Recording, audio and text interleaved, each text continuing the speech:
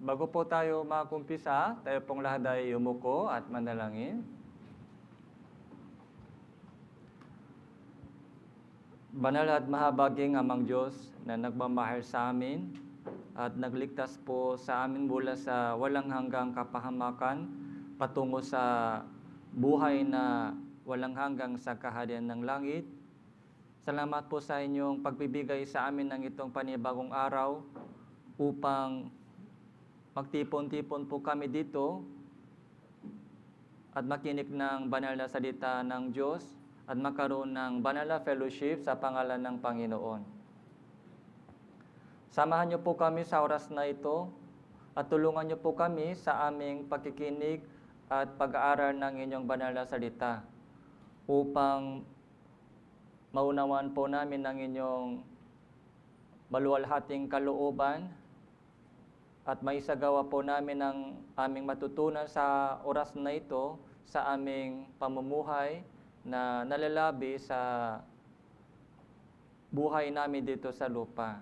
Nakikita po namin na malapit na ang pagbalik ng Panginoong Hesukristo at maraming naliligaw na kaluluwa ay naghihintay pa po ng salita ng Ebanghelyo.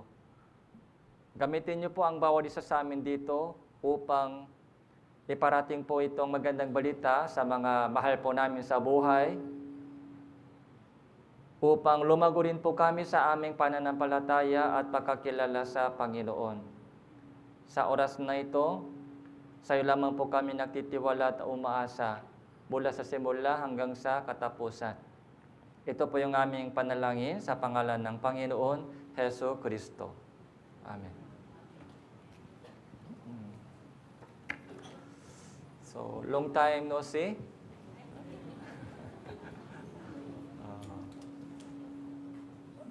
Yung nakaraang linggo po, pumunta pa ako dito para ma-translate po yung mensahe po ni Pastor Reverend Song. Ngayon po yung bumalik po ako ulit. Salamat po sa Diyos sa itong pagkakataon na magkaroon po tayo ng banal na fellowship sa pamamagitan ng salita ng Diyos. Nawa, sa oras na ito, ibibigay ng Diyos, ipapahayag po ng Diyos yung kanyang yung kalooban niya para sa bawat isa sa atin sa pamamagitan ng itong oras.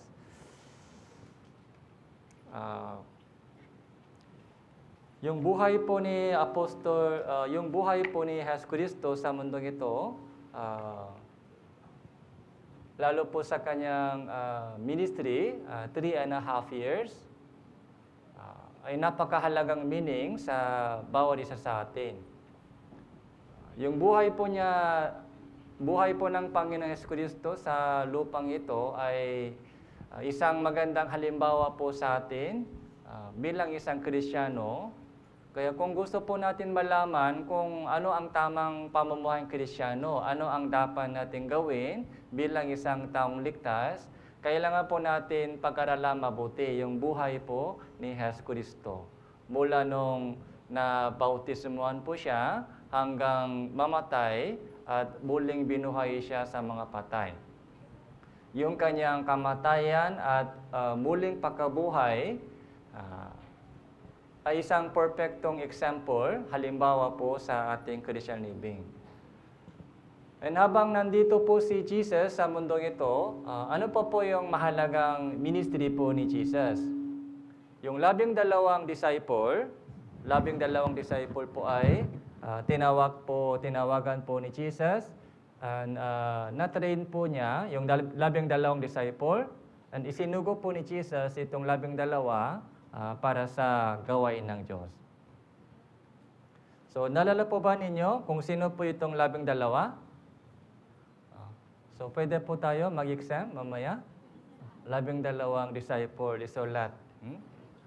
Kung hindi makapasa, hindi pwede mag-lunch mamaya. Sino po ito 12? Simon Pedro, Andrea, and Santiago, Juan. Magkapatid po itong dalawa, Santiago at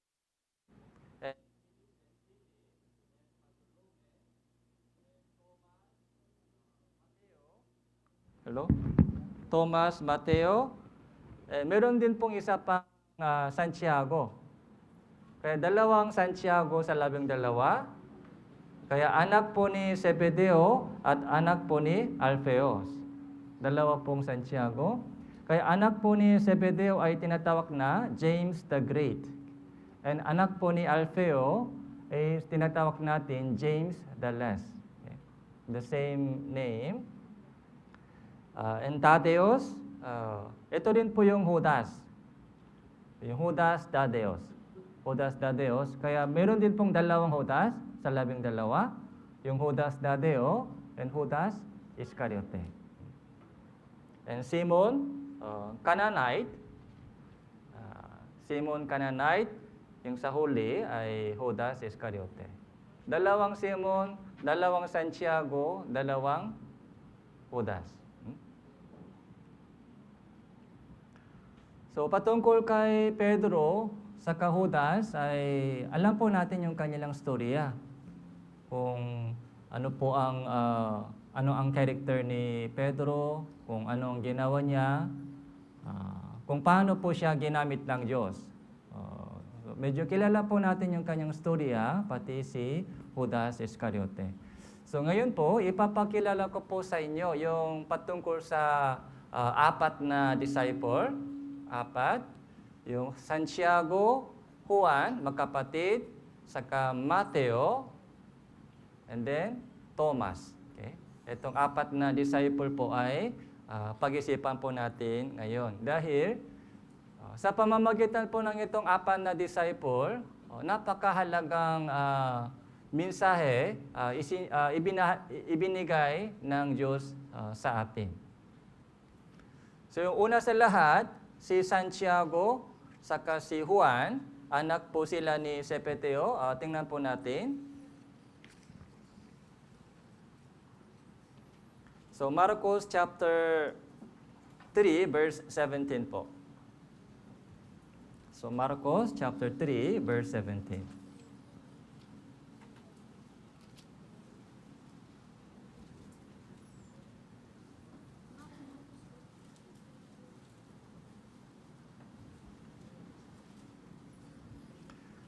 So Marcos chapter 3, verse 13. Magbula verse 13, babasahin ko po. Siya'y umahon sa bundok, tinawag niya ang kanyang mga naibigan at lumapi sila sa kanya. Humirang siya ng 12 na tinawag din niyang mga apostol upang sila ay makasama niya at upang sila ay suguin niyang mangaral. At makaroon ng kapangyarihan, magpalayas ng mga demonyo. Ito ang 12 hinirang niya, si Simon, na kanyang pinangalangan, Pedro, si Santiago na anak ni Zebedeo, si Juan na kapatid ni Santiago na tinawag niyang Boanerges, na ang kahulugan ay ang mga anak ng kulok. Si Andres, si Felipe, si Bartolome, si Mateo, si Thomas, si Santiago na anak ni Alfeo, si Tadeo, si Simon na Cananeo, at si Judas Iscariote na siyang nakanulo sa kanya. So, kompleto na po dito yung listahan. So, mag-review po kayo para mag-exam mamaya. Kung sino yung 12. Pansinin po natin yung pangalan ng Santiago at Juan, yung anak ni Zebedeo. Tinawag niyang Boanerges. Meron po binigyan sila ng nickname. Ano po yung nickname? Boanerges. Ano po yung meaning? Anak ng kulok. So, son of thunder. Son of thunder, yung kulok. Kaya doon po sa pangalan, anong character ay pumasok sa ating isip? Yung anak ng thunder, yung kulok. Yung anong character o anong ugali, pwede po natin maisip. Very hot-tempered, hot tempers. Madalas mainit. Madalas mainit. Konting problema, galit agad. O sigaw agad. Hot-tempered. Yung anak ng kulok. Medyo malayo po yung kanilang character sa ating pagkakilala kay Juan. Yung yung Apostle Juan, isinulat po ni Apostle Juan 5 Bible. So, Gospel of John, and 1 John, 2 John, 3 John, and Revelation. Ano po yung pinaka-main message po doon sa sulat ni Apostle Juan? Love. Love one another. Love. Mag-ibigan po kayo. Love. Yan po yung madalas po yung topic po doon sa sulat po ni Apostle Juan. Love. Pero yung unang nickname, ano po? Anak siya ng kulok. Okay. Lucas chapter 9. Pumunta po tayo sa Lucas chapter 9.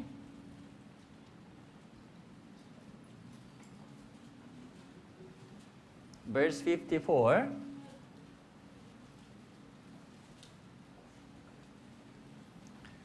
Lucas chapter 9, verse 52. Magmula verse 52, babasahin ko po ilang talata para may idea po tayo kung kamusta po yung character nila. Nagpadala siya ng mga sugo na una sa kanya, humayo sila at pumasok sa isang nayon ng mga Samaritano upang maghanda para sa kanya. Subalit, hindi nila tinanggap siya sapagkat siya ay nakatutok sa Jerusalem. 54. Basahin po natin ito, 3:1. Ito nina Santiago at Juan na kanyang mga alagad ay sinabi nila, Panginoon, ibig mo ba kaming magpababa ng apoy mula sa langit upang sila ay sunugin? Tupukin. Sunugin. Ano po yung tanong ni Juan, Apostol Juan? Panginoon, so gusto ba ninyo na susunugin sila? Anak sila ni kulok, son of thunder. Ganito po yung character po nila sa una. Paano po sila naging anak paano po si Juan po ay naging apostol po ng pag-ibig? Yung unang character, parang malayo sila sa pag-ibig. Kapag konting problema, nung ayaw po nila, nung naglagpay po sila patungo sa Jerusalem, so pumasok sa nayon ng Samaritano. Pero doon po, ayaw po nila, hindi po sila tinanggap ng mga Samaritano. Kaya galit po si Santiago at Juan, galit na po sila. Kaya ito po yung sabi po nila, Panginoon, so magpapababa kami ng apoy mula sa langit, susunugin sila. Ito po yung unang ugali po ni Juan saka Santiago. Ganon din po tayo dati. Okay? Ganon din po tayo dati.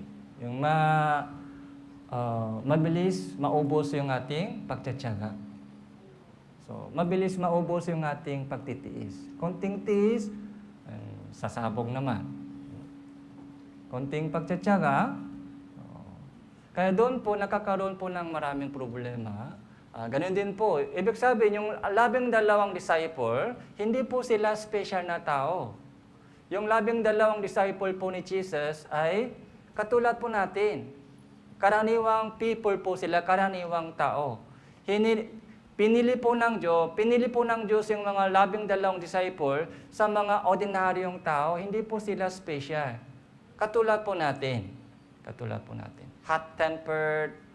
So, hindi maganda yung ugali, character po nila.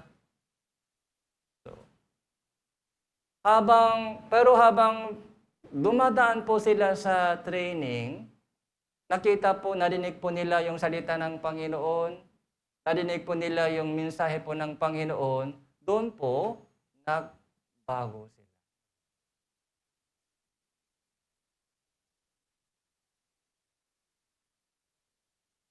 Ano pa po yung ugali po ano pa po yung unang kalagayan ng puso nila, Santiago, Juan? Tingnan po natin sa Marcos chapter 10.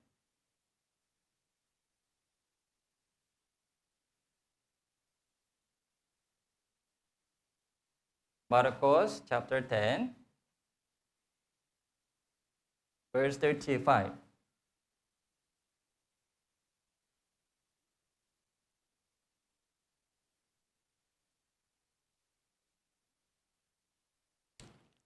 Pagmula verse 35, babasahin ko po. Lumapit sa kanya sina Santiago at Juan na mga anak ni Zebedeo na nagsasabi sa kanya, Guro, ibig namin gawin mo sa amin ang anumang aming hiningi sa iyo. Sinabi niya sa kanila, ano ang ibig niyong gawin ko para sa iyo? Sinabi nila sa kanya, ipakaloob mo sa amin na makaupo kami, ang isay sa inyong kanan, ang isay sa kaliwa, sa inyong kaluwalhatian. Itong dalawang lalaki, magkapatid, ay lumapit kay Jesus and humingi isang bagay na po hiningi po nila. Guro, ibig namin gawin mo sa amin ang anumang aming hiningi sa iyo. Anumang hingin sa iyo. Kaya sabi po ni Jesus, anong gusto mo? Sabihin mo anong gusto mo. Ano po yung hiningi po nila? Hiningi po nila yung kaligtasan ng mga kaluluwa? Hiningi po ba nila na lumago sila sa kanilang pananampalataya? Hiningi po ba nila na maligtas po yung kanilang mga mahal sa buhay? Hindi po. Yung una pong prayer nila, yung unang pagdasal po, yung hiningi po nila ay mataas na posisyon. Mataas na posisyon. Panginoon, sana kaming dalawa ay makaupo sa tabi ninyo, isa sa inyong kanan, isa sa inyong kaliwa. Mataas na posisyon. Makapangyarihang posisyon. Yung katanyagan. Yun po yung hiningi po nila kay Jesus. Tama po ba yung kanilang prayer?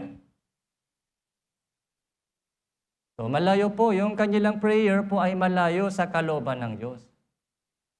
Yung kanilang prayer, yung kanilang panalangin ay makasalibutang panalangin. Makalupang panalangin, makalamang panalangin. Sana maging okay yung buhay. So, katulad po ng mga dati po nating prayer, bago po tayo maligtas, naniniwala po tayo noon sa Diyos. Nagdasal din po tayo sa Diyos dati. Pero yung ating pagdadasal sa Panginoon, yung ating hiningi sa Diyos, sa ating panalangin dati, ano po? Sana maging okay yung buhay ko. Sana walang sakit sa buhay, sa mga pamilya ko. Sana maging maayos yung negosyo, yung trabaho, yung buhay, hanabuhay ko dito. Sana mahaba yung buhay.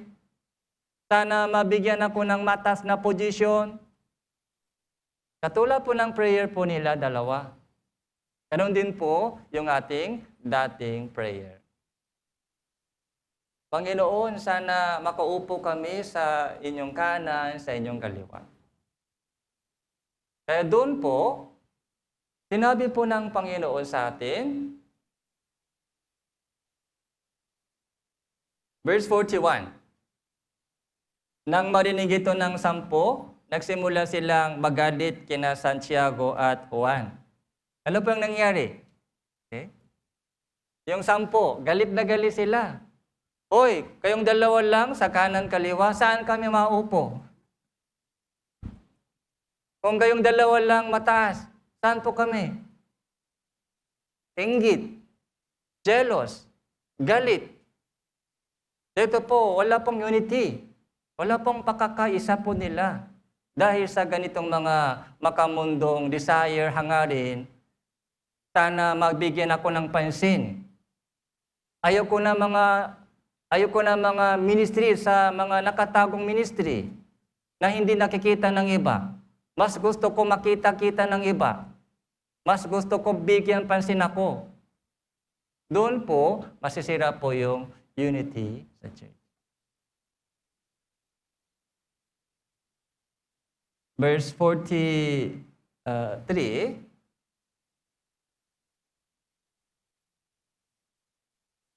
subalit hindi gayon sa iyo, ngunit ang sino mang ibig na maging dakila sa inyo ay kailangan maging lingkod ninyo.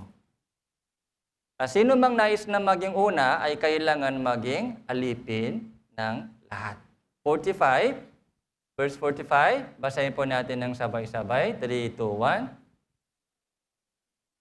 Tao hindi naparito upang paglingkuran, kundi upang maglingkod, ibigay ang kanyang buhay sa pantubos sa marami. So dito po sinabi po ni Jesus sa atin, napakahalagang mensahe.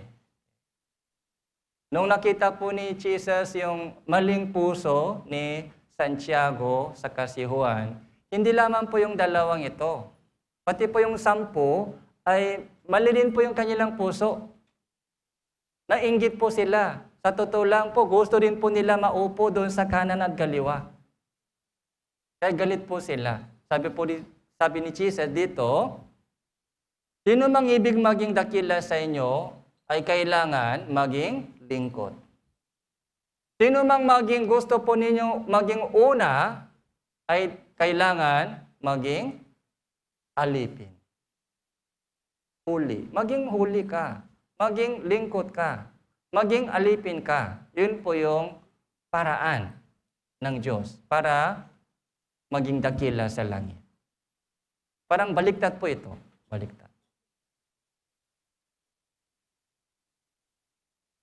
So, gusto po ba natin maging lingkod? Gusto po ba natin maging alipin? O baka gusto pa rin po natin maging una? Baka gusto pa rin po natin maging sa taas? Ayaw natin bumaba. So, sa harapan ng Diyos po, baliktad po yung prinsipyo para maging dakila sa harapan ng Diyos. Kaya verse 45, sabi niya, hindi ako pumarito sa mundo para paglingkuran. Pumarito ako sa mundong ito upang maglingkod. Upang ibigay yung buhay ko para sa inyo bilang pantubos sa marami. Yung serving mind. Ipinakita po ni Jesus sa atin kung ano po ang serving. Mismo si Jesus, sabi po niya, hindi ako pumarito sa mundong ito upang paglingkuran. Pumarito ako sa mundong ito upang maglingkod sa inyo. Dapat ganito rin po yung ating buhay. Yung paglilingkod, sa madaling salita, paglilingkod ay pagbibigay. Pagbibigay ng oras, pagbibigay ng budget, pagbibigay ng kalakasan, energy. Yung paglingkod, serving, hindi pwede sa bibig lang. Para makapaglingkod po tayo sa iba, kailangan po natin ibigay something. Yung ating resources, yung time, yung ating energy, yung ating pagod, kailangan ibigay. Kung walang pagbibigay, ay walang serving.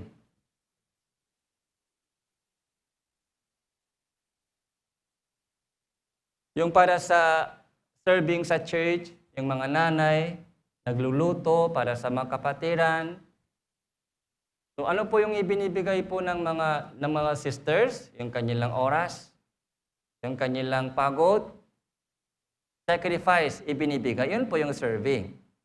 Ganun din po yung mga choir po dito, maaga po sila pumunta sa church para mag-practice. Ibinigay po nila yung kanilang oras, ibinigay po nila yung kanilang talento. Ganun din po yung mga kapatiran na nag-aalaga ng mga bata sa baba, ibinibigay po nila yung kanilang pagod, energy. Yun po yung serving. Kung walang serving, kung walang pagbibigay, walang paglilingkod. Kaya doon po sa sinabi po ni Jesus dito, si Santiago sa Juan ay napahiya. Nalaman po nila na mali pala yung kanilang hiningi sa Diyos.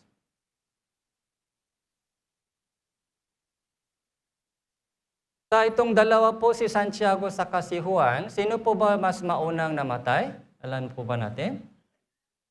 Si Santiago. Si Santiago po ay pinakaunang namatay sa 12. Sino po yung pinakahuli? Si Juan po ay pinakahuling namatay. So, magkapatid po silang dalawa, kuya, saka magkapatid po, pero si Santiago po yung pinakaunang namatay, si Juan po ay pinakahuling namatay. Bakit po si Santiago maaga namatay? May kasalanan po ba siya? Anong kasalanan po ni Santiago? Bakit maaga siya namatay? Nakita po ba natin sa Bible yung kasalanan po niya? Walang reason. Bakit siya maaga namatay? Ano po ito? Ito po ay way po ni Santiago. Ito po yung plano ng Diyos.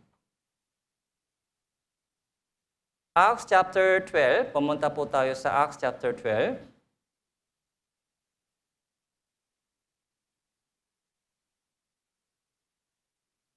Verse 1.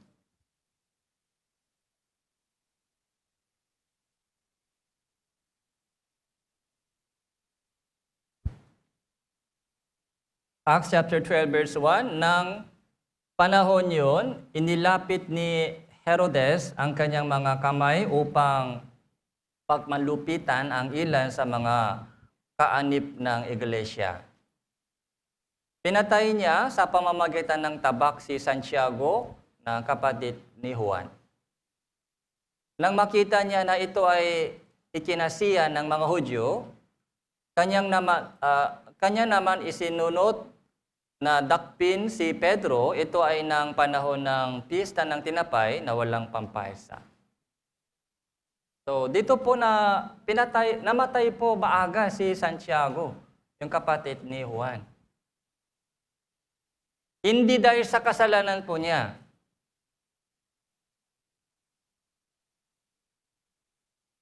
Minsan, sa buhay po natin, dumarating po sa atin iba't ibang uri ng pagsubok. Tama po ba? May pagsubok po kayo sa buhay? Wala? Parang wala? Parang ako lang meron? May pagsubok tayo sa buhay. Marami o konti? Marami. Pagdating po natin sa pagsubok, ano po yung unang pumapasok sa isip? Bakit? Bakit ito nangyari sa akin? Bakit may sakit? Anong kasalanan ko? Yun po yung unang pumasok sa ating isip. Pagdating po natin sa mga pagsubok, sa mga problema, yung unang question, bakit ito ay nangyari sa akin? Anong kasalanan ko? Nag-church ako lagi. Walang akong absent. Tumutulong ako sa kapwa. Nagsasacrifice ako sa mga gawain ng Diyos. Anong kasalanan ko? Bakit ito nangyari sa akin? Yun po yung tanong po natin. Anong sagot ng Diyos? Ano po yung sagot ng Diyos sa ating tanong? Plano ko yan, plano ko. My plan yan, my plan. Para maraming purpose, maraming layunin sa kanyang purpose, sa kanyang training po sa atin. Minsan po yung pagsubok ay ibinibigay bilang training, testing, saka yung training. Minsan, yung pagsubok po nangyari dahil sa kasalanan, bilang disiplina, bilang palo. Pero hindi lahat niyan palo. Minsan, hinahaya ng Diyos na mangyari po sa atin iba't ibang uri ng pagsubok bilang training po sa atin para maging handa tayo sa kanyang harapan, para maging handa po tayo na gagamitin po niya para sa kanyang kalooban. Para maging strong tayo, para maging matibay po tayo sa ating faith. Kung hindi strong, kung hindi matibay yung ating faith, hindi po tayo gagamitin po ng Diyos. Kailangan lumago tayo sa ating pananampalataya at pagkakilala sa Diyos para lumago, para maging matatak po tayo sa ating pananampalataya, kailangan dumaan sa maraming apoy ng pagsubok. Plano po yan ng Diyos.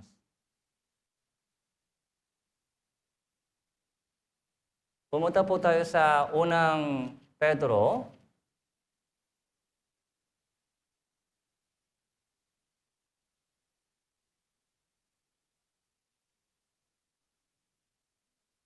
Chapter 1, verse 6. Unang Pedro, chapter 1, verse 6. Sa ganito kayo ay nagagalak, bagamat ngayon sa sandaling panahon, kailangan ninyong magdanas ng iba't ibang pagsubok.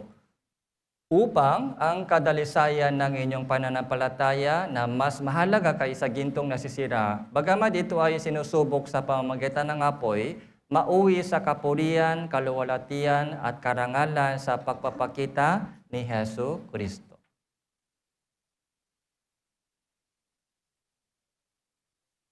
Habang buhay pa tayo sa mundong ito, hindi pwede maiwasan yung pagsubok. Nangyari po yan, pagsubok. Hindi pwede natin sabihin sa mga pagsubok, ay huwag kang dumating sa akin sa kapitbahay lang. Ayaw ko yan, sa kapitbahay, yung sakit. Pag bumisita yung sakit sa inyong bahay, anong sabi natin? Sa ibang bahay lang, huwag pumasok sa akin.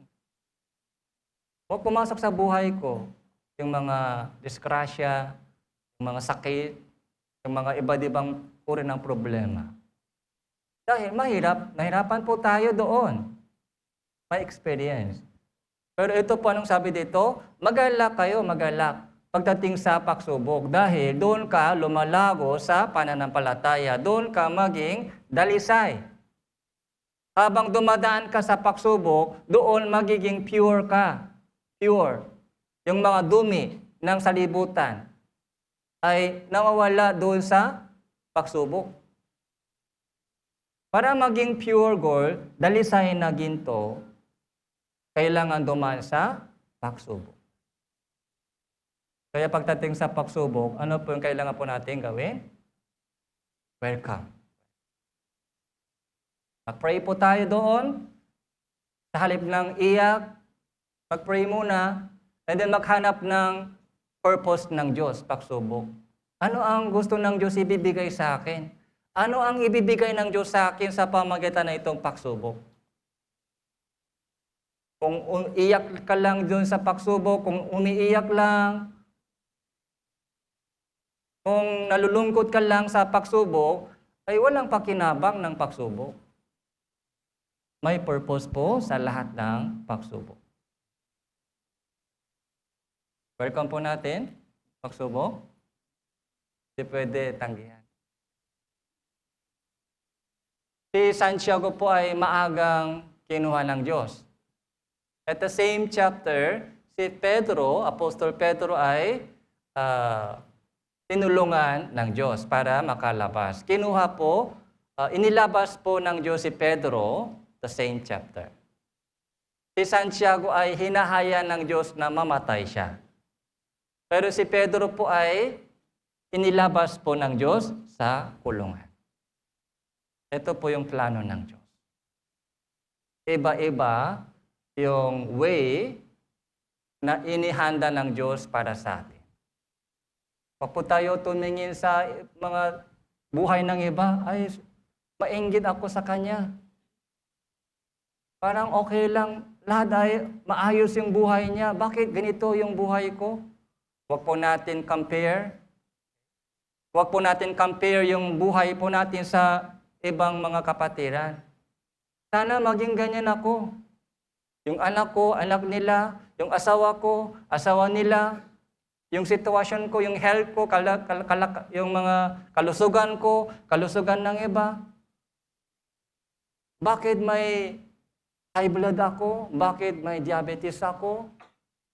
Bakit nahirapan ako sa daming mga problema? Iba-iba yung way na itinakda ng Diyos sa bawat isa sa atin. Kailangan po natin tapusin yung itong race. Ito yung ako na lang. Para sa akin ito, yung race. Kailangan po natin tapusin sa pamamagitan ng na may kagalakan at pasasalamat sa Diyos. Si Juan po, Apostle Juan, pinakamahaba po yung buhay niya. Revelation po ay sinulat po ni Apostle Juan doon sa island Patmo Island. Kaya hanggang mamatay po siya doon, hanggang umabot sa matandang edad, mahabang buhay, nagpatotoo siya patungkol kay Jesus Kristo.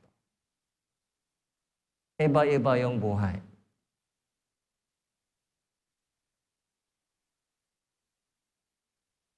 Anong mensahe po nakikita po natin sa sulat po ni Apostle Juan? Unang Juan chapter 3. Unang Juan chapter 4 verse 7. Unang Juan chapter 4 verse 7.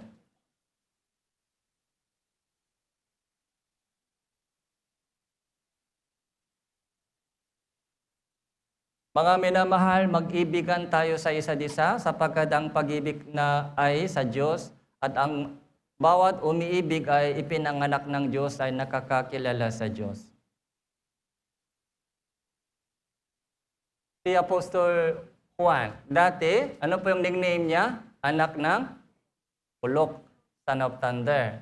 Okay? Sabi niya, gusto mo Panginoon? Iba ba yung apoy? Susunugin sila lahat. Pero ngayon, ano po yung nakikita po natin sa kanyang sulat? Love. Mag-ibigan kayo sa bawat isa. Pag-ibig. Puro pag-ibig yung sulat niya, minsan.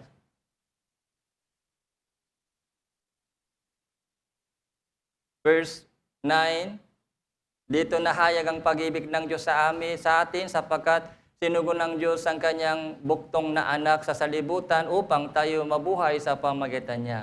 Narito ang pag-ibig, hindi sa tayo'y umibig sa Diyos, kundi siya ang umibig sa atin, sinugo ang kanyang anak na pantubo sa ating mga kasalanan. Verse 11, mga minamahal, kung tayo'y inibig ng Diyos ng ganito, ng gayon, nararapat na maibigin din naman tayo sa puro ano po? Love, pag-ibig. Hindi na po siya anak ng ulok. Ganito din po nangyari sa atin. Dati po, ugali natin, kamusta po yung dating ugali po natin? Hindi tayo talo sa kanila. Pero ngayon, lumalago din po tayo sa pag-ibig. Nakita po natin, nakatanggap po tayo ng pag-ibig ng Diyos. So doon po naunahan po natin yung tunay na pag-ibig. Sa ating Christian living, lumalago rin po tayo sa pag-ibig ng Diyos. Yung unang utos ng Diyos sa atin, yung bagong utos po ng Diyos sa atin, magmahalan kayo sa bawat isa. Yun po yung lesson po natin doon sa dalawa, Santiago sa si Juan. Tapos si Mateo, tingnan po natin, yung buhay po ni Mateo.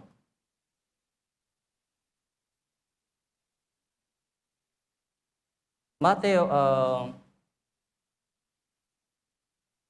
Lucas chapter 5,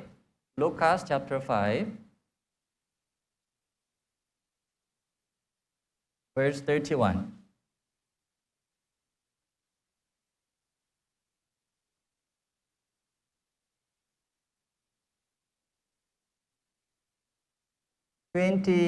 Lucas chapter 5, verse 27.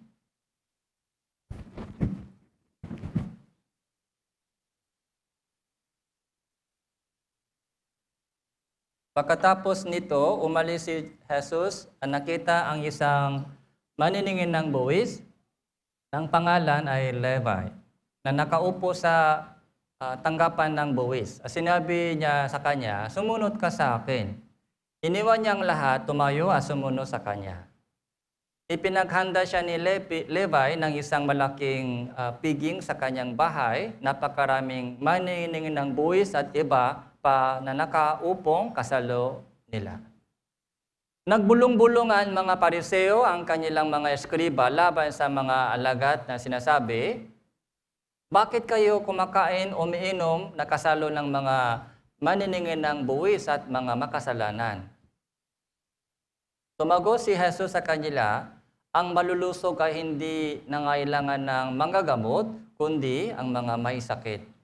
Hindi ako pumarito upang tawagin ng mga matuwid, kundi ang mga makasalanan tungo sa pagsisisi. Yung istorya po ni Mateo ay nakikita po natin sa tatlong sulat ng Gospel. Gospel of Mateo, Gospel of Marcos, yung Gospel of Lucas. Hindi po, yung istorya po niya, yung personal story, ay nakasulat sa tatlong Gospel. Hindi po ito karaniwan. Hindi katulad po ng ibang mga alagad, 12. Nakikita po ba natin yung storya po ng ibang storya po ng Felipe o Bartolome kung paano po sila tinawagan ng ganitong detalyado? Hindi po natin nakikita. Yung storya po ni Mateo, kung paano po siya tinawagan po ni Jesus ay napaka-special case dito. So bakit po isinulat sa tatlong gospel yung storya po ni Mateo? Ano po yung trabaho ni Mateo? Tax collector. Ano po yung unang pangalan? Ano po yung unang pangalan niya? Original name? Levi. Yung Levi po yung original name, Levi. Yung trabaho niya ay tax collector. Yung tax collector ay sa panahon po ni Jesus ay isang hamak na tawak. Hamak na tao, hinamakan po sila, tax collector, ng ibang mga tao. Yung babae, tax collector, ay itinuring po ng mga Israelita, masama sila, masamang tao sila, tax collector, masama. Kaya hinahamak po sila ng mga Israelita, itinabi po sila lagi. Kaya nung pumasok si Jesus sa bahay po ni Mateo at kumain, uminom, nakasalo po yung mga tax collector, ano po yung ginawa ng mga eskriba? Yung Pariseo. Nagbulong-bulungan. Ano po ito? Nagbulong-bulungan. Nagbulong-bulungan.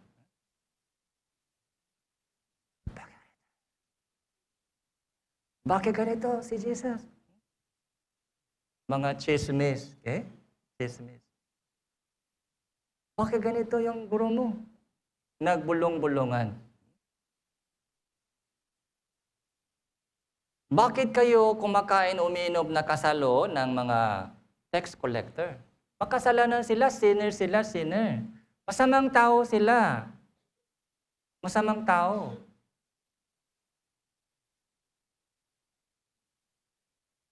Doon po, sabi po ni Jesus, pumarito ako dito sa libutan. Pumarito ako dito hindi upang tawagin yung matuwid, kundi upang tawagin yung mga makasalanan. Ito po yung napaka-blessing verse. Yung kanina, ano po yung sabi po ni Jesus patungkol kay Santiago at saka Juan? Pumarito ako dito hindi upang paglingkuran, kundi upang paglingkod. Dito naman po, sabi niya, hindi ako pumarito para tumawag yung mga matuwid. Dahil walang matuwid. Walang matuwid sa buong mundo. Kaya sabi ni Jesus, pumarito ako sa mundong ito upang tawagin makasalanan katulad ninyo. Huwag kayong magtaka, bakit pumasok ako sa bahay na Mateo, bakit kumakain ako, umiinom ako, kasalo ng mga sinner. Yun ang purpose, bakit pumarito ako dito sa lupa. Para ma-save yung sinner katulad natin.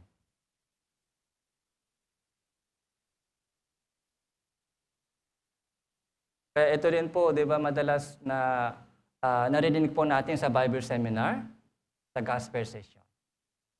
Kung wala si Mateo, so hindi po natin nakikita yung itong mga blessful verse.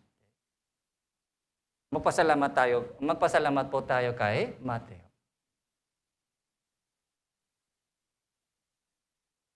Matthew chapter 9. Matthew chapter 9, verse 12. Kaya Mateo, Marcos, Lucas, lahat po itong tatlo po ay nagsulat patungkol sa storya po niya.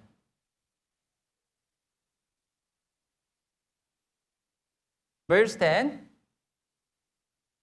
9, habang si Jesus naglalakad mula doon, nakita niya isang tao na tinatawag na Mateo na nakaupo sa tanggapan ng buwis. Sinabi niya sa kanya, sumunod ka sa akin. Siya ay tumayo, sumunod sa kanya.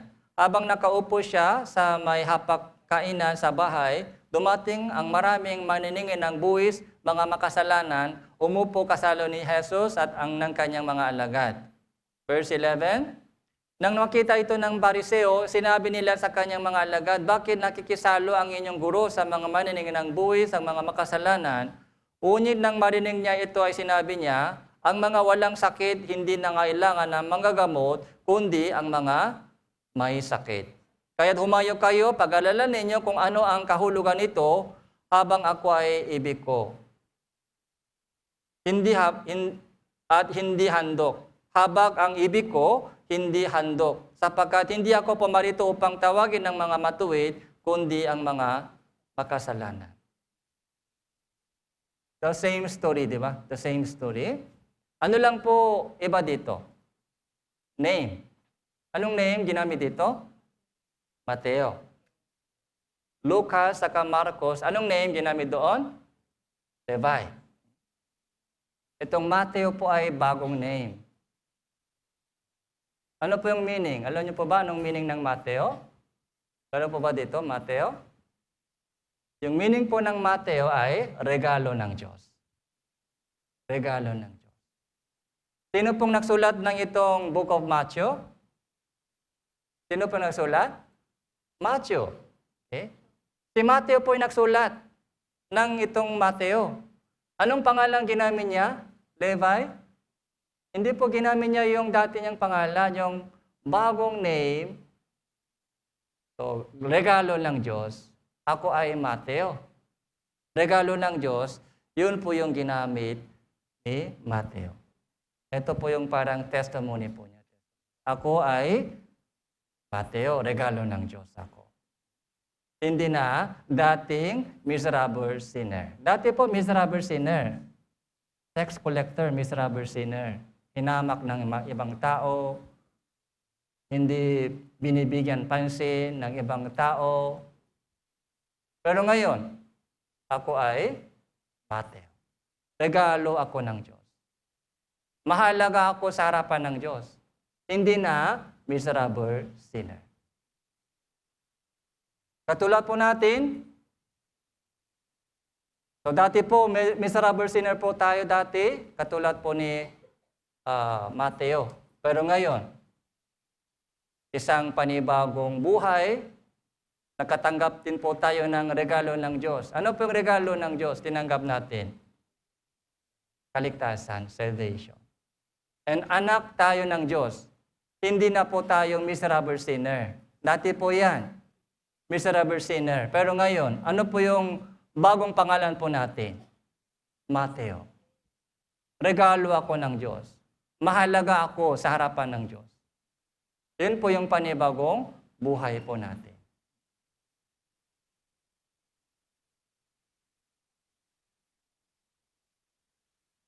Naalala po ba natin yung panalangin ni Pariseo sa tax collector? Lucas chapter 18. Ano po yung sinabi po ni Pariseo? Sinabi ni Pariseo, itinaas po niya yung kanyang kamay, tumingin siya taas. Panginoon, pinagsasalamatan kita na hindi ako gaya ng ibang mga sinner. Lalo nitong tax collector, grabe siya. Salamat po Panginoon, hindi ako katulad ng ibang sinner. Yun po yung panalangin ni Pariseo. 2 beses, nag-ayuno ako, ibinibigay ko yung mga 10 bahagi ng aking kinikita. Tanggapin mo, Panginoon, yung buhay ko, yung mga paglilingkod ko sa inyo. Pero anong sinabi ni tax collector? So, maiksi lang po yung sabi po ni tax collector. Anong sinabi niya? Diyos ko, mahaba ka sa akin, isang makasalanan. Humingi siya ng awa sa Diyos. Kahabagan. Dahil kilala po niya yung kanyang sarili. Miserable sinner. Dinadakukan ko yung kanyang dibdib. Dahil dumaing siya. Humingi siya ng awa sa Diyos. Kaya sa itong dalawa, Pariseo, tax collector, sino po yung na-save? Sino po yung naligtas? Tax collector po naligtas. Dahil sabi po ni Jesus, hindi ako pumarito upang tawagin yung matuwid. Pumarito ako sa mundong ito upang tawagin yung mga makasalanan katulad ninyo. Katulad natin. Ito po yung good news, magandang balita. Kaya buhay po ni Mateo ay istorya po natin. Yung istorya po natin, yung testimony po natin ay katulad po ng testimony po ni Mateo sa 12.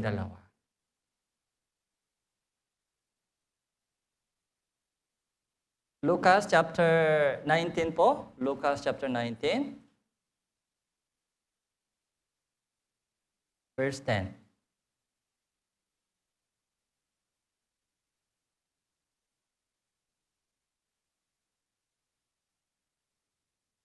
Verse 2, chapter 19, verse 2.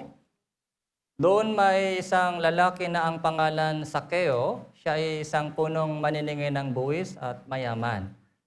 Nagsikap siyang makita kung sino si Jesus, subalit hindi magawa dahil sa karamihan ng mga tao sapagkat siya ay pandak. Kaya tumakbo siya sa unahan, umakyat sa isang puno ng sikomoro upang makita siya sapagkat siya ay daraan sa daan yon. Nang dumating si Jesus sa lugar na yun, siya ay tumingala, sinabi sa kanya, Sakeo, dali ka, bumaba ka, sapagkat kailangan ako tumuloy sa bahay mo ngayon. At siya ay madali, bumaba at natutuwa siyang tinanggap. Nung kanilang makita ito, nagbulungan silang lahat, nagsasabi, siya ay pumasok upang maging panauhin ng isang taong makasalanan. Si Sakeo po ay puno, yung head, yung puno ng maniningil ng buwis. Yung head tax collector. Mayaman siya. Saan galing po yung pera niya? Yung pera niya, paano po naging mayaman siya? Dahil sa corruption. Kinuha po niya yung 2,000 ng tax, 1,000 sa kanyang bulsa. 1,000 lang binayaran. Kaya mabilis po dumami yung kanyang kayamanan. Mayaman siya. Pero alam na alam po ito ng mga Israelita. Kaya nung pumasok si Jesus sa bahay po ni Sakeo, nagbulungan din po yung mga Israelita. Bakit? Sabi po ni Jesus, verse 10. Basahin po natin, 3, 2, 1.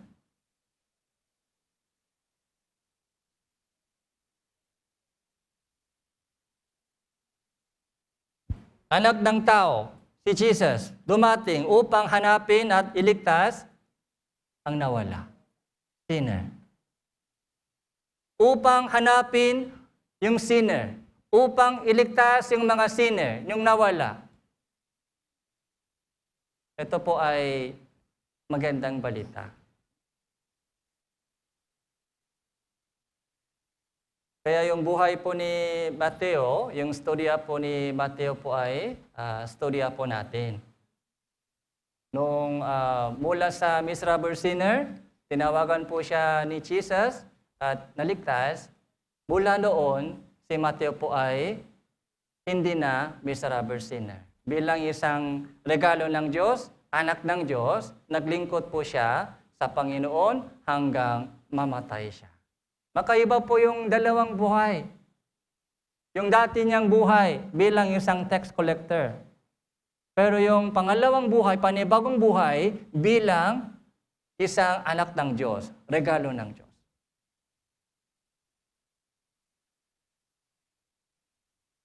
Tingnan po natin yung storya po ni Thomas. So, pumunta po tayo sa chapter 1, chapter 11.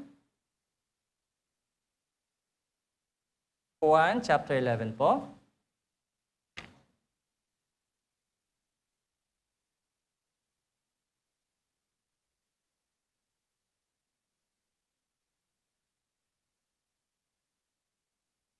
Verse 16.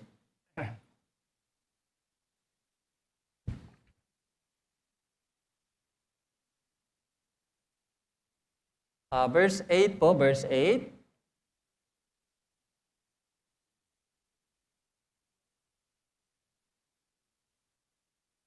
Magmula verse 6, babasahin ko po. Nung mabalitaan niya na si Lazaro ay may sakit, siya ay nanatili ng 2 araw pa sa dating lugar na kinaroroonan niya.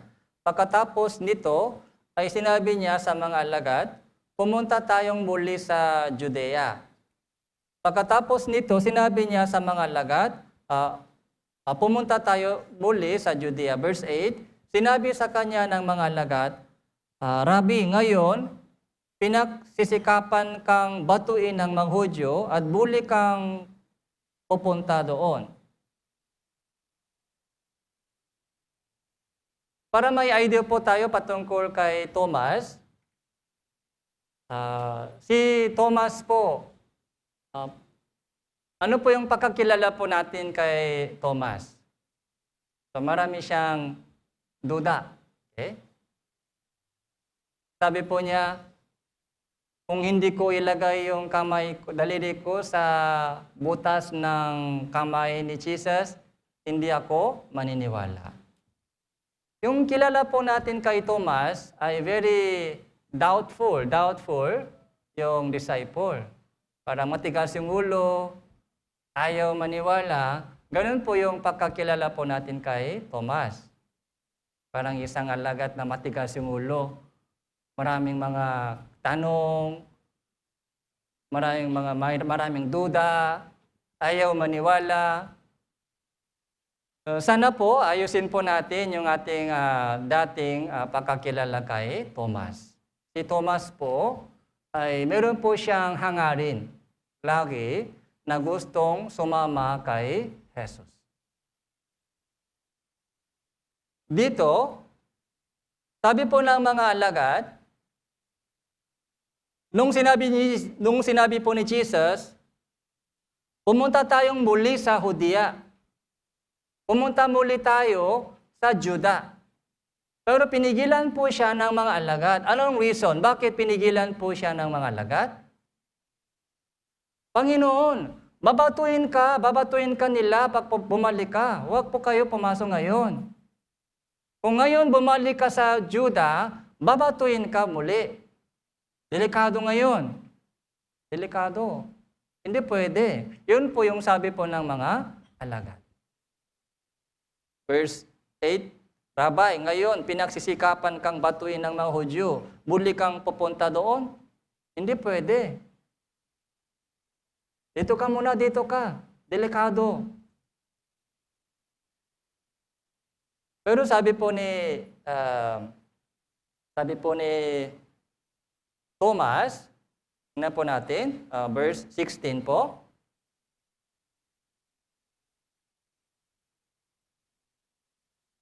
Si Thomas na tinatawag na kambal ay nagsabi sa mga kapwa niya, alagad, pumunta din tayo upang mamatay na kasama niya. Anong sabi ni Thomas? Nung sinabi po ng ibang mga alagad, wag po kayo bumalik doon. Delikado. Baka babatuin tayo. Natakot din sila, natakot. Pero anong sabi po ni Thomas? Punta din tayo upang ano po? Mamatay. Punta din tayo upang mamatay na kasama niya. kahit yung sitwasyon po ay hindi maganda, delikado, pero si Thomas po ay meron po siyang ganitong katapangan. And ito po yung katapangan ay galing po sa hangarin niya. Saan man pumunta si Jesus, gusto niya sumama doon. Punta tayo. Punta din tayo upang mamatay kasama niya. Kung mamatay siya, tayo din mamatay. Yung itong matapang po itong sinabi ni Thomas, dahil po sa kanyang hangarin, na saan man pumunta si Jesus, gusto niya sumama. Dahil yung expectation po, alam din po ni Thomas ay delikado yung sitwasyon doon sa Juda. So, maaari, babatuin din tayo. Maaari, babatuin din ako. So, naisip din po niya, pero hindi po siya umatras. Hindi po siya umatras. Alam po niya kung ano ang maaari mangyari doon, expectation. Pero hindi po siya umatras. Tuloy-tuloy. Punta rin tayo upang mamatay kasama niya.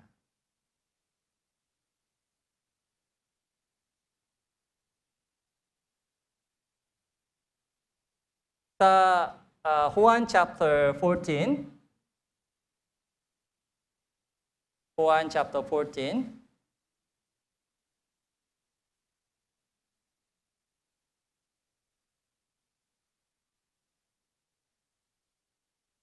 verse 1. Juan chapter 14, verse 1.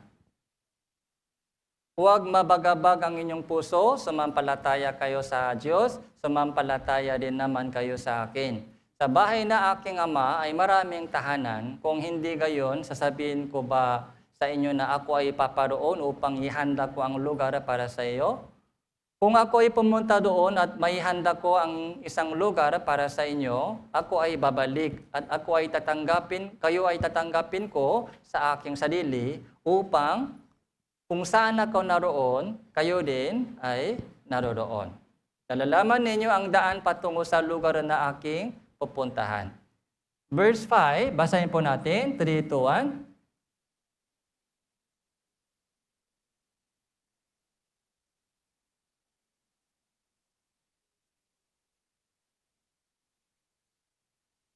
Sa chapter 14, sabi po ni Jesus patungkol sa kanyang kamatayan.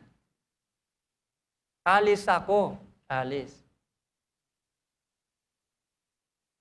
Huwag mabagabag ang inyong puso. Nung nakita po ni Jesus, yung mga alagad ay malungkot, dahil sinabi po ni Jesus patungkol sa kanyang kamatayan at muling pagkabuhay, nalungkot sila. Panginoon, Guro, saan kayo pupunta? Iiwanan mo kami. Nung nakita po ni Jesus na mabagabag yung puso po ng mga alagad, so nagbigay siya ng aliw, ganito. Sumampalataya kayo sa Diyos, sumampalataya din naman kayo sa akin. Alis ako upang i-ready ang tahanan para sa inyo. Kung ready na yung tahanan para sa iyo, babalik ako. Doon po si Thomas ay nagtanong. Ano po yung tanong po ni Thomas? Panginoon, hindi namin alam kung saan ka pupunta. Paano namin malaman ang daan? Kapag ginagamit po natin yung navigation, ano po ang ini-input po natin sa navigation? Destination, di ba? Destination ay i-input po natin. Ilalagay, ipapasok. Pagkapasok na po yung destination, doon po malalaman mo kung saan daan. Kung walang destination, may daan po ba? Wala pang destination, may daan na? Wala nang daan. Yun po yung tanong po ni Thomas dito. Panginoon, hindi namin alam kung saan ka pupunta. Paano malaman yung daan? Si Thomas po ay gustong-gusto niya sumama kay Jesus. Gustong-gusto niya malaman kung saan pupunta si Jesus, kung saan pupunta po yung guro niya. Gustong-gusto po niya malaman kung ano po yung daan, way. Para makasama siya. Kaya doon po, nakikita po na doon po may talata na sikat po ito, verse 6. Basahin po natin ito, 3, 2, 1. Sinabi sa kanya ni Jesus, "Ako ang daan, ang katotohanan, ang buhay. Sino man na hindi makakarating sa Ama, kundi sa pamamagitan."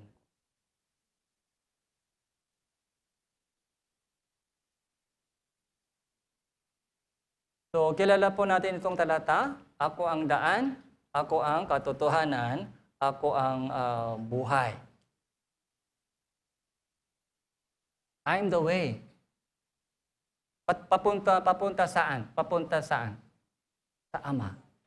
Yung Amang Diyos ay destination mo. Amang Diyos. Yun ang destination. And I'm the way. Kailangan din po natin magpasalamat kay Tomas dahil siya po yung nagtanong. Panginoon, hindi namin alam kung saan ka pupunta. Paano malaman yung daan? Doon po sumagot si Jesus, I'm the way. I'm the truth. I'm the life. Dapat bumalik ka sa Diyos. Yung Diyos, Amang Diyos ay yung pag-uwian mo. Hindi po yung mga lupa, hindi po yung lugar. Yung Amang Diyos, dapat doon ka bumalik sa Diyos.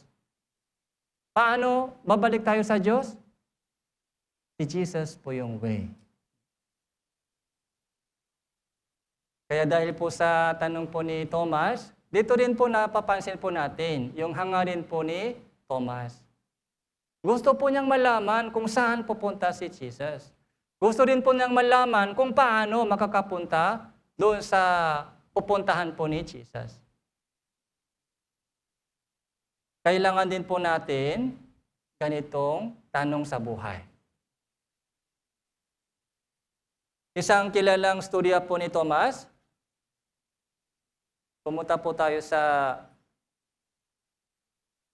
Juan chapter 20.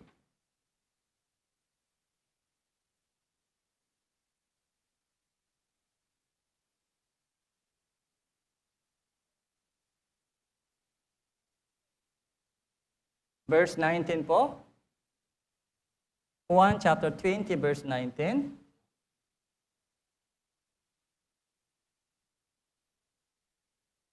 Nang magdadapit hapon na ng araw na yon, na unang araw ng linggo, habang nakasara ang mga pinto sa kinaroroonan ng mga alagad dahil sa takot sa mga Hudyo, dumating si Jesus at tumayo sa gitna. At kanilang sinabi, "Kapayapaan ang sumainyo." Anong masabi niya ito ay kanyang ipinakita sa kanila ang kanyang mga kamay at tagiliran, kaya't ang mga alagad ay nagalak nang makita nila ang Panginoon. Muling sinabi sa kanila ni Jesus, "Kapayapaan ang sumainyo." Kung paano sinugo ako ng Ama, at sinusugo ko din naman kayo. Verse 24. Uni si Tomas, isa sa 12 na tinatawag na kambal, hindi nila kasama nang dumating si Jesus. So gusto kong malaman, gusto kong magtanong kay Tomas kung saan siya, kung saan pinuntahan niya.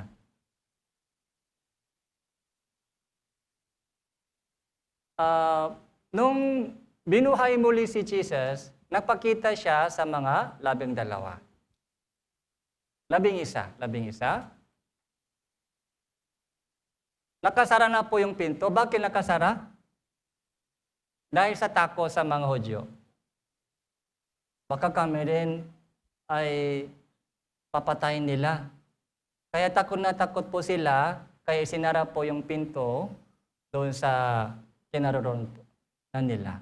Napakita si Jesus sa gitna, ipinakita niya yung butas, yung kamay niya, yung tagiliran. Sabi niya, peace be with you. Kapayapaan sumasa inyo.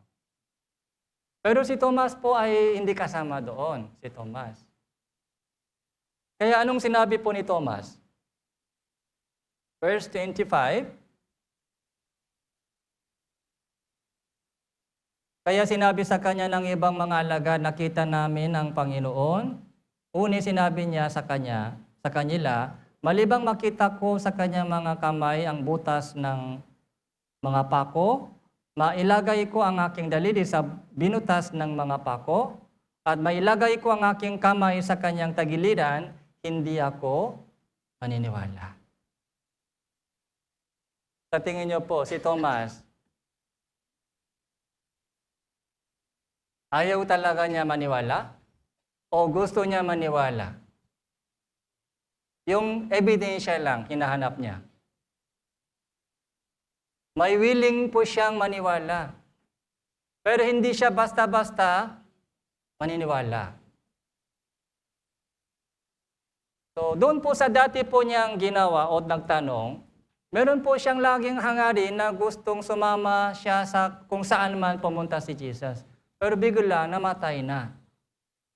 So, ipinako na si Jesus, so hindi na siya kasama, kaya si Thomas ay lungkot na lungkot. Lungkot na lungkot. So, nasa matinding kalungkutan na po si Thomas, lungkot, kaysa alinman disciple po ni Jesus. Gustong-gusto niya sumama kung saan man, pero parang iniwanan siya. Iniwanan po sila ni Jesus. Lungkot. Kaya, nung sinabi po ng mga ibang alagad, Panginoon ay nagpakita sa amin, buhay na, binuhay siya muli. Sa isang puso ni Thomas, masaya. Pero mahirap maniwala. Totoo ba? Tunay ba yung sabi nila? Kahit meron pa siyang mga gusto niyang maniwala, pero hindi basta-basta naniwala siya. Kaya sabi niya, gusto kong ilagay ko yung aking daliri sa butas ng kamay, yung butas sa tagiliran, ay hindi ako maniniwala. And after that, ano po yung ginawa ni Jesus? Second time, pangalawang beses, nagpakita si Jesus sa kanila. Pangalawa. Yung pangalawang pagpapakita ay para kanino? Para kay Thomas. Napaka-special po ito. Para kay Thomas. Parang personal counseling. Parang personal counseling po ito para kay Thomas.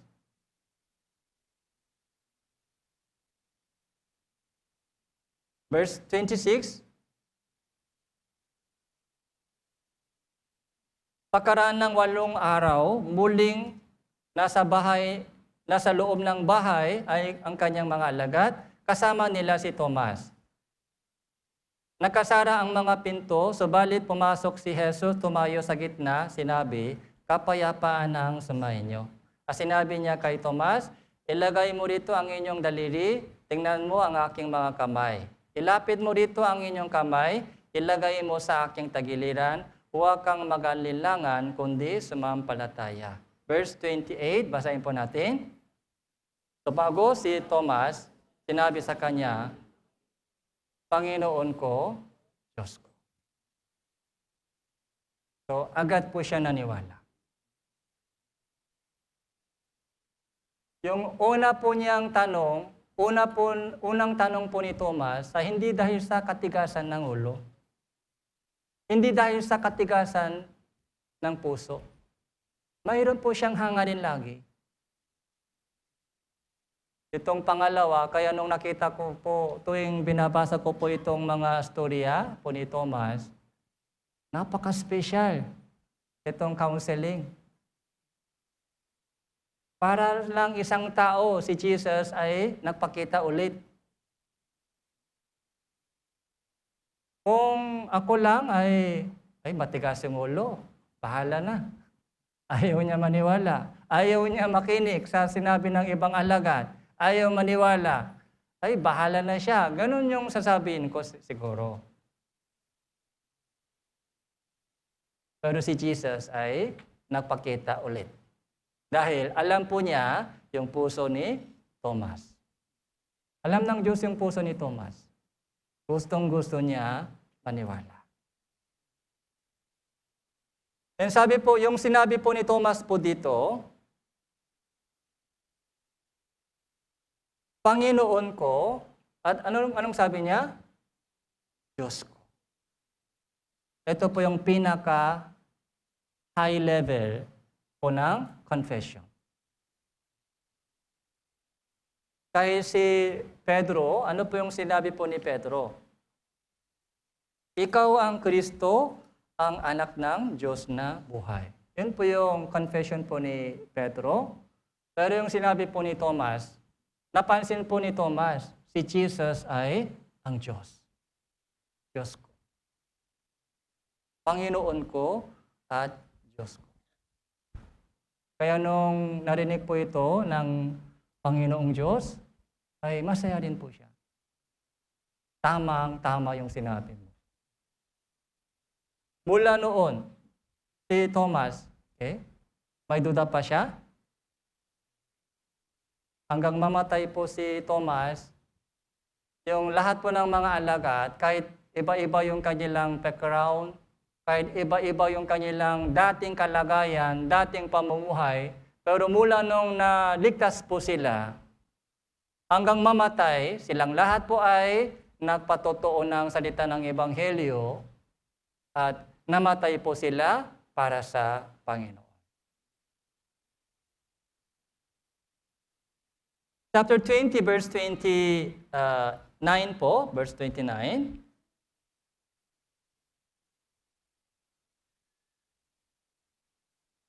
So, basahin po natin ng sabay-sabay. 3, 2, 1. Sinabi sa kanya ni Jesus, sapagkat ako'y nakita mo ay sumampalataya ka, mapapalad ang hindi nakakakita, ganun may sumasampalataya. Sabi ni Jesus, sapagkat ako'y nakita mo, sumampalataya ka. Very good. Mapapalad ang hindi nakakita, ganun may sumasampalataya. Much better. Sino po ito? Sino po ito? Tayo. Tayo po ay hindi po nakakita kay Jesus sa ating mata. Tama po? Nakita nyo si Jesus sa panaginip? Nagpakita siya sa inyo habang natulog ka? Wala. Hindi tayo nakakita sa ating physical na mata. Pero sumasampalataya tayo? Sumasampalataya. Mapapalat po tayo. Mapapalat. Unang Pedro chapter 1. Punta po tayo sa Unang Pedro.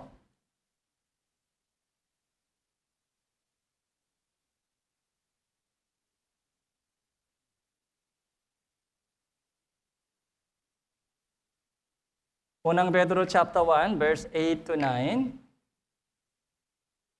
Hindi ninyo siya nakita, gayon may inyong iniibig.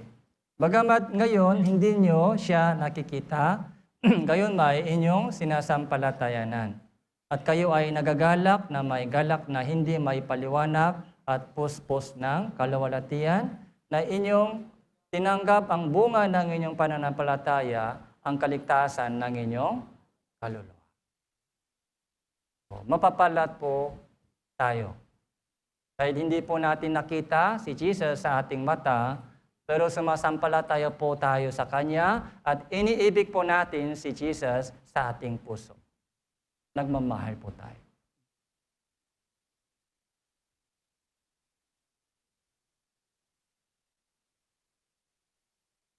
Si Thomas po, hindi po siya basta-basta naniwala. Mas maganda po yung tanong. Much better po yung mga tanong kaysa kunwaring maniwala.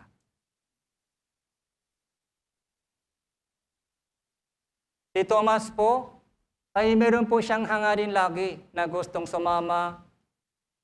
Ay punta rin po tayo upang mamatay tayo kasama niya.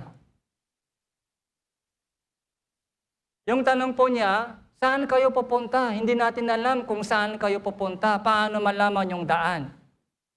Doon po sinabi ni Jesus sa kanya, ako ang daan.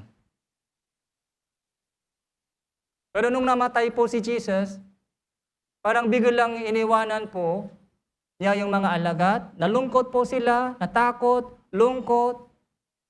So doon po napakita si Jesus, sabi niya, kapayapaan sumainyo. Gulat na gulat si Thomas.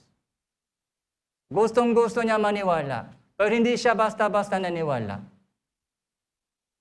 Nung nakita po niya si Jesus na binuhay muli sa mga patay, sabi niya, ang Diyos ko. Panginoon ko, ang Diyos ko. Yung storya po ni Santiago Juan, yung storya po ni Mateo, yung storya po ni Thomas. Ordinaryong people sila, tama po ba? Ordinaryong people silang lahat. Santiago Juan, so hot-tempered. May ugali po sila. May ugali. Katulad po natin. Pero sila po ay naging apostol ng pag-ibig. Si Mateo, isang miserable sinner, katulad po natin si Mateo, pero siya po ay naging regalo ng Diyos. Anak ng Diyos. Katulad po ni Thomas, dati ayaw din po natin maniwala. Maraming tanong tayo. Patungkol sa Diyos, patungkol sa buhay po natin, maraming tanong. Pero nung nakita po natin na namatay si Jesus at muling pagkabuhay, ito pong Bible po ay galing po sa kanilang testimony. Kung hindi po, binuhay muli sa mga patay. Kung hindi po, napakita sa mga alagad, wala po tayong bagong tipan. Yung bagong tipan po ay dahil sa resurrection po ni Jesucristo. Kung hindi po siya binuhay muli sa mga patay, yung mga apostol po ay takot pa rin. Hindi po sila nagpatotoo patungkol sa kamatayan at muling pagkabuhay ni Jesus. Ay dumating na po hanggang sa atin itong salita ng Ebanghelyo. Kaya katulad po ni Jesus, sabi ni Jesus, mapapalad yung mga hindi nakakita, pero sumasampalataya. Iniibig po natin ang Panginoon, katulad po ng mga alagad. Kaya tayo rin po, alagad po ba tayo ni Jesus? Sila lang alagad? Lahat po ng mga taong ligtas ay alagad din po tayo ng Panginoong Jesucristo. Lahat po ng mga alagad po ni Jesus ay namatay hanggang mamatay po sila, hindi sila sumuko sa kanilang ministry. Lahat po sila ay pinatay. Pinatuan po, at nilagari po, hindi po sila umatras. Dapat, ganun din po tayo. Bilang isang alagad ng Panginoong Jesucristo, hanggang mamatay po tayo, hanggang kukunin po tayo ng Panginoon, kailangan po tuloy-tuloy sa ating ministry na Ebanghelyo, ipahayag ang Ebanghelyo sa mga naliligaw na kaluluwa. So, manalangin po tayo.